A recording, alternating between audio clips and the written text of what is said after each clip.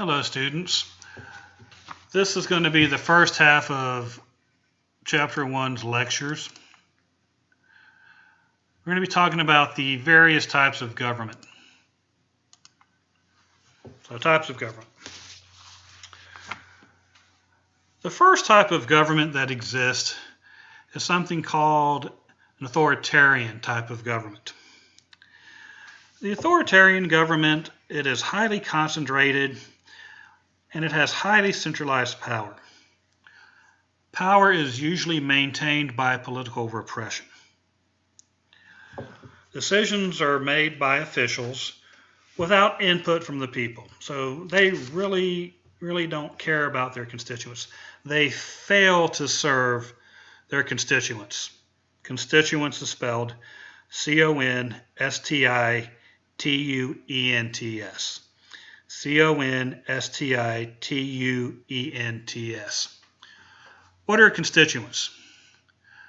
These are the people that our elected officials represent, or they're the people that they represent.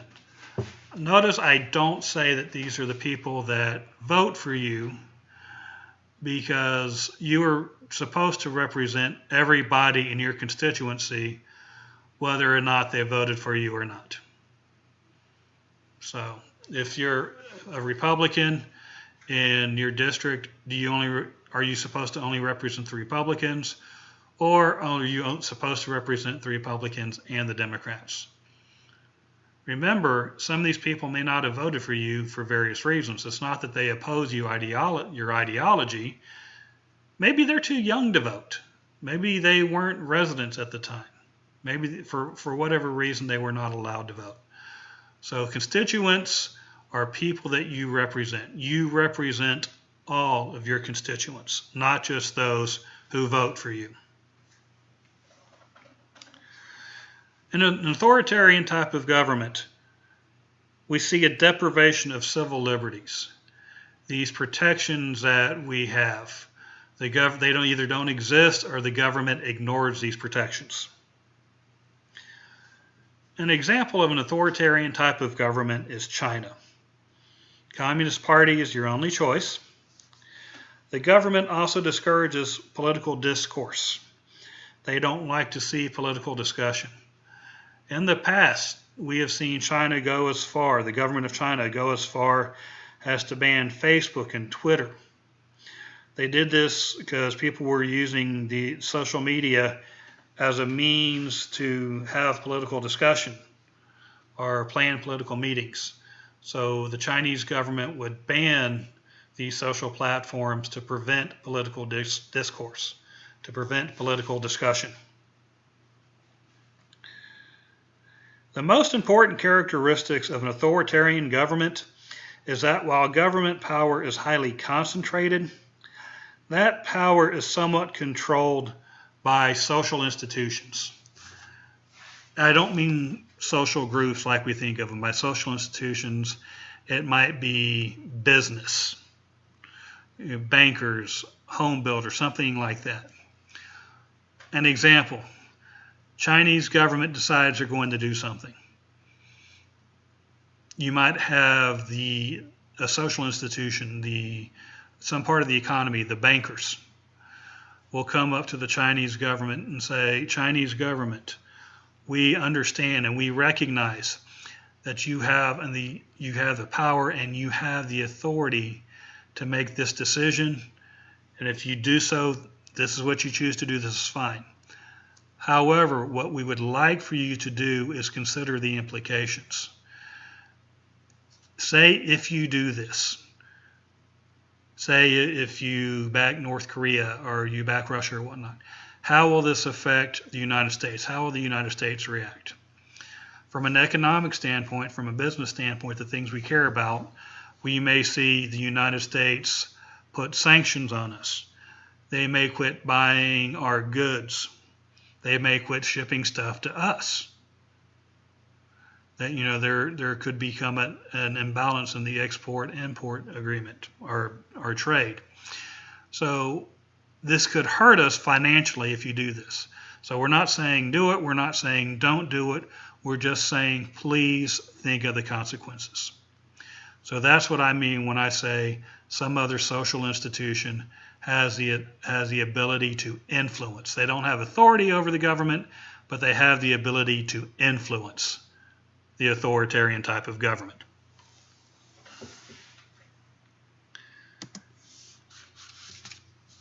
Next type of government is totalitarian government.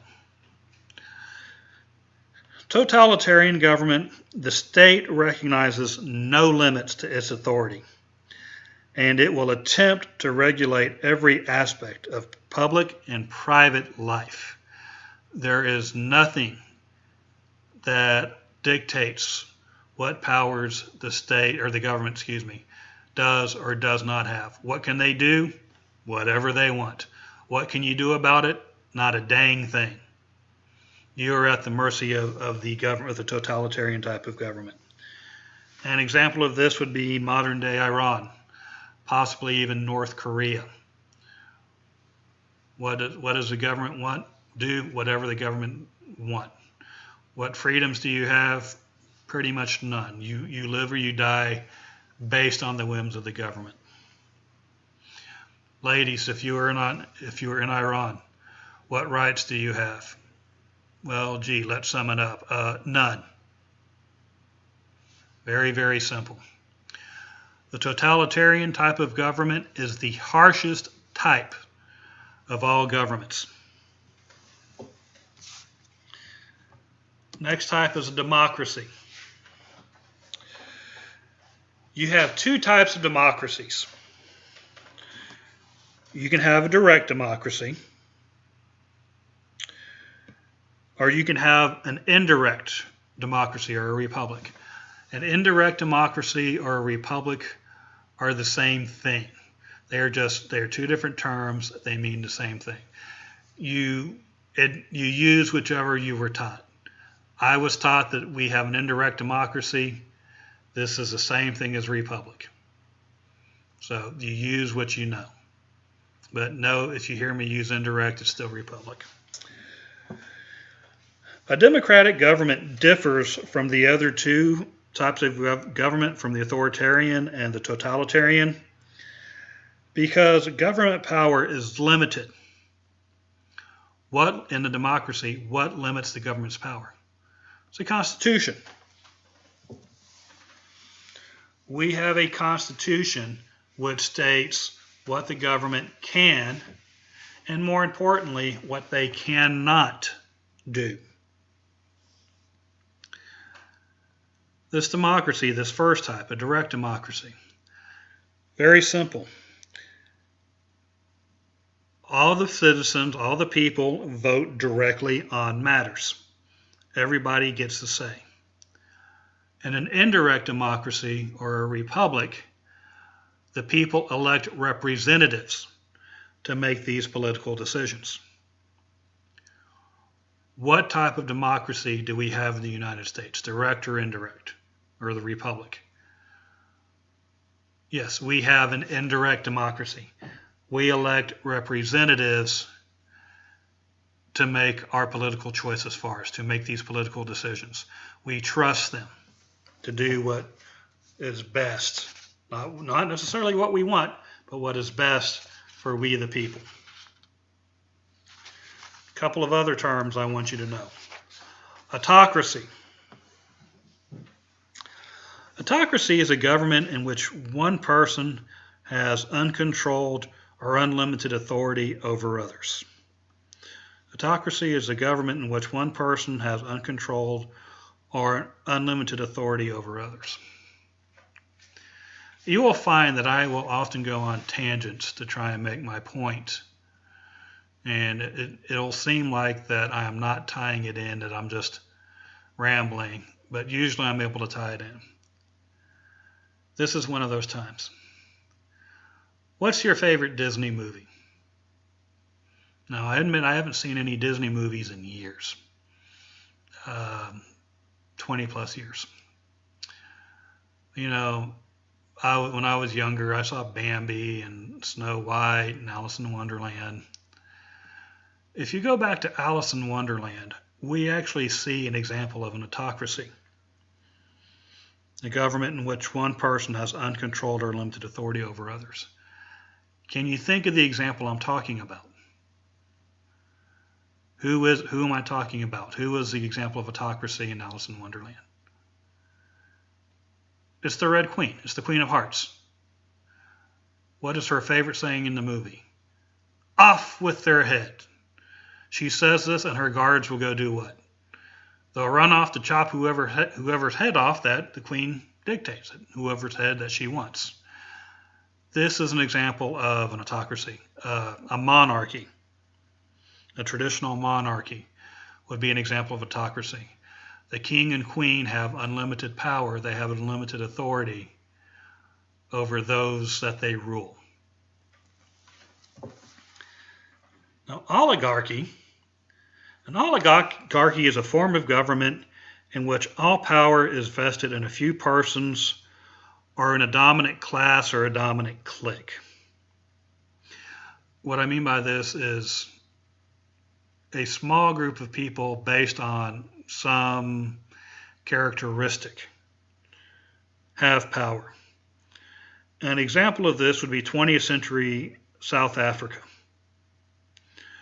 What was the dominant class or the dominant clique that had power in 20th century in the 1900s in South Africa? It was the whites. It was the Caucasian. To have political power, you had to be Caucasian. If you look in our history, we see this early in the United States history. What was the oligarchy? Who got to participate in politics in the United States? Well, you had to be white, landowning. You had to be a landowner. And there's another requirement. What was that one? You had to be a male, as gender. So to participate in politics, you had to be a white, landowning male. So this was a type of oligarchy early in the history of the United States government. We are currently in an indirect democracy, and nobody today has a direct democracy. However, that does not mean that they have not existed. This isn't some idea that was randomly pulled out of some philosopher's head. We actually got to see direct democracy in ancient Athens. Athens had a formal constitution. It limited the power of the government, and it gave the government powers. Remember, in a direct democracy, it only works if everybody participates. So we saw that in ancient Athens, this democracy in ancient Athens, they encouraged participation. They did this by granting citizenship. It was very easy to become a citizen of ancient Athens. There were a couple of catches, but basically, to become a citizen of ancient Athens, you had to be a man. Sorry, ladies, y'all weren't allowed to be citizens. Slaves were not allowed to be citizens. But if you were a male Greek citizen, congratulations, you're a citizen of Athens. You could participate in politics. And remember, participating was very highly thought of back then. What is one of the issues that we have today? I understand that we have indirect democracy today, but does everybody participate in an indirect democracy? Does everybody vote? No. How come? Reasons are numerous. Don't have time, don't have money, it'll cost me money to miss work. Just don't care. Now, in ancient Athens, to encourage participation, they understood that people had to work, that they had to make money, that they had to survive. In ancient Athens, they had about 40,000 citizens. They had about 40,000 male citizens. Half of them could not come participate in politics. They had to work. They had to run their business. They had to do whatever. So to encourage participation, Athens would pay. They would provide a financial stipend. They would pay these people, half of the citizens, to come participate in politics. How many of you would participate in politics if you were told if you will have the day off to go vote, if you can prove that you voted, you will get paid for that day? Would you go vote then? Probably a lot more people would. So we see that ancient Athens encouraged participation.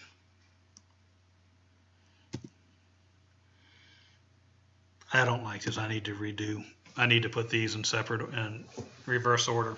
Let's do proposed legislation. To propose legislation, we would see that a council of 500 citizens were drawn by lot. Means they are randomly drawn. Put a name in a hat or in a bag, draw it out. If we draw your name, congratulations. You're on the council this year. They would serve a 1-year term. The purpose of this council was to propose legislation. Legislation could be amended, so it could be changed, or even voted down before it was presented to the public. So these were the idea people. They'd come up and say, I think this would be a good law. Let's talk about it. Do you have any ideas to make it better? Do you have any ideas? Can you pinpoint any flaws in it? After the decision making, after the proposed legislation passed the council, we go to the decision making process. This was conducted by an assembly which met 40 times a year, so about once a week. Now, this is why I said that the government would pay people to come participate, because this is something they did on a regular basis. All citizens were free to attend, debate, and at the end of the day, vote on the legislation. Voting in the assembly was done by a show of hands with a simple majority rule. So it's just yes or no. We like who approves, say aye or raise your hand. They'd raise their hands. They count the hands. Those opposed say nay or raise your hands. They'd count the nays. If there were more yes votes than no votes, it was not that simple. It passed. It's now a law.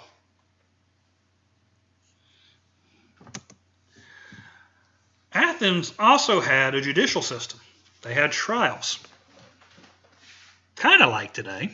I say kind of. Let me explain what happened. The judicial system consisted of 6,000 jurors. They were also drawn by a lot. They serve a 1-year term. So these jurors would be assigned, like we do today, they'd be assigned to juries. These 6,000 people, they'd be broken down into smaller, more manageable groups. Today, most of our juries are either 6 or 12 people. And they would go and they would hear cases. Trials lasted a maximum of 1 day. There were no there were no judges. There were no attorneys. You pled your case directly to the jury, to the jurors. So you might come up and you would say, I woke up this morning and I saw that a cow had busted down the fence around my garden and eaten my vegetables. I know this was a cow because I saw cow tracks. I followed the cow tracks home or back to where it lived and went over to Prometheus's farm. This cow ate my vegetables. I would like to be compensated for my vegetables and either money or food. Give me the cow, something. I needed these vegetables to survive the winter. So then Prometheus would come up and say, he would give his defense. He would say, hey, wasn't my cow. I don't have cows. A cow did, or a defense might be, a cow did come over. I woke up that morning and there was actually a strange cow in my barn, or there's a strange cow mixed in with my other cows. It did not have my brand on it. The cow that broke into whoever's farm and ate their vegetables belonged to somebody else and then came over to my pasture, to my herd. That would be it. I mean, this would be the plaintiff, the accuser would make their side of the story. The defendant, the accused, would present their defense, their side of the story. At the end of the day, the jury votes. Who's the most convincing? Did the plaintiff, the accuser, or did the defendant, the accused, make a better story? And that's it. That was the end of the trial. So they had a jury system. They had a criminal justice system. Does it sound like today's? Kind of, but not really.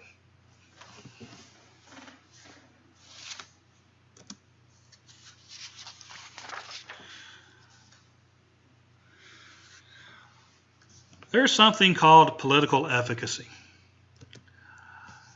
Political efficacy is the public's belief it has the ability to influence a government and its politics.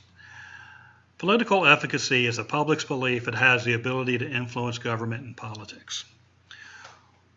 Why is political efficacy important? Why is it important to our democracy? Let me ask you a question. It's Friday night, and you're going out with your significant other, and your significant other says, "Where would you like to go to dinner?" And you say, "I don't know, let's go to Olive Garden." So your significant other says, "I want steak, let's go to Texas Roadhouse." So you go to Texas Roadhouse. Next Friday night, you and your significant other are out, and your significant other says, "What would you like for dinner?" And you say, "I'm really in the mood for seafood. Let's go eat seafood." Your significant other says, "I'm in the mood for steak. Let's go to Texas Roadhouse." So you go to Texas Roadhouse. Third Friday night, you're out with your significant other. You know what's coming, don't you? Significant other says, "What would you like for dinner?" "I want to go eat Chinese." Significant other says, "What?" "You got it. I'm in the mood for steak. We're going to Texas Roadhouse." Fourth Friday night comes up. Significant other says, "What do you want to do for dinner?" What's your response? No, you do not smother them. What's your response? "I don't care. It doesn't matter." How come it doesn't matter? Because you know that your significant other is going to do what they want to do without any input from you. Your decision in the process doesn't matter. Now, how does this equate to the public's belief it has the ability to influence government and politics? Why am I using this as an example? If we go vote, if we take time out of our schedule, if we tell our government officials what we want and they don't listen to us on a continuous basis, are we eventually going to start to feel that our vote doesn't matter? We're just wasting time. Why are we doing this? The government doesn't care. They're going to do what they want. And if they're going to do what they want, why should we participate? Remember, a democracy works best or works better the more people participate. So if we don't believe we make a difference and people just drop out from participating, democracy is not working the way it's supposed to. So it's very important for us to have this belief that our votes, our efforts do matter, that they will influence the government and what they do.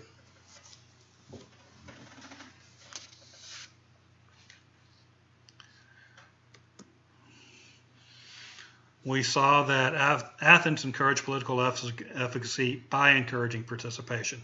They paid people to come participate. What is needed for good political efficacy for this belief? Political knowledge. That's what we need.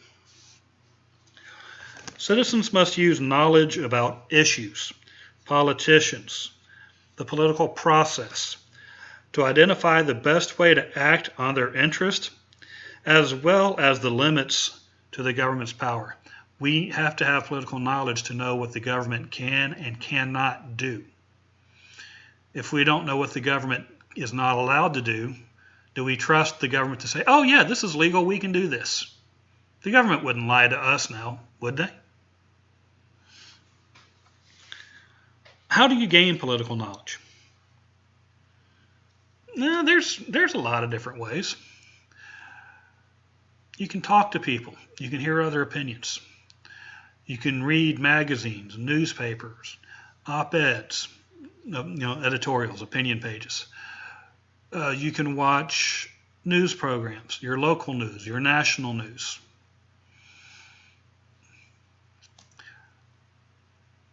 What about some of these satire shows?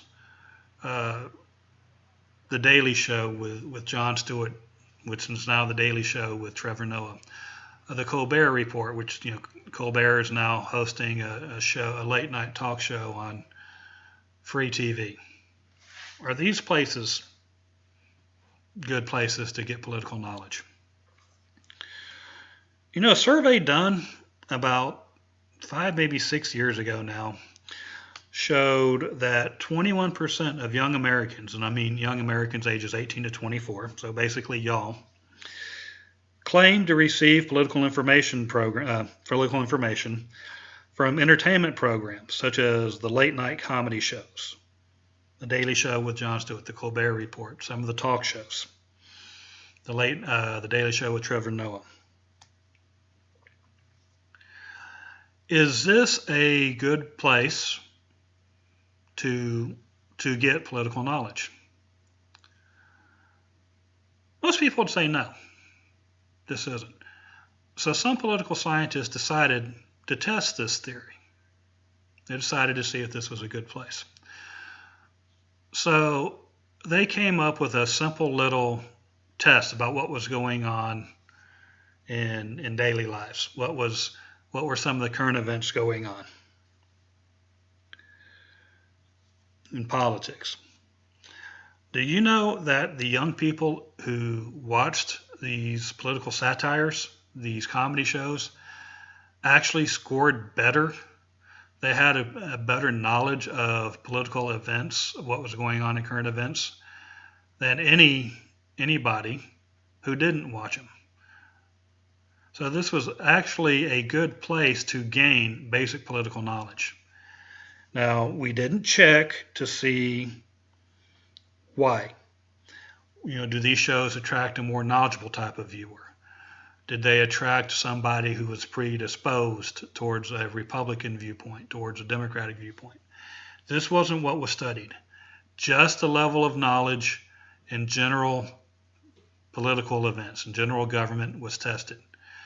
Like I said, those who watched these actually tended to know more of what was going on in the political arena.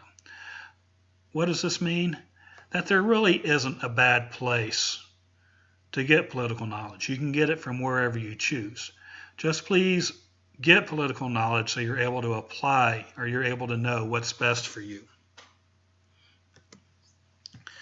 The last thing I want to say is that it's important to realize that the government is going to do some things that the majority of people do not approve of.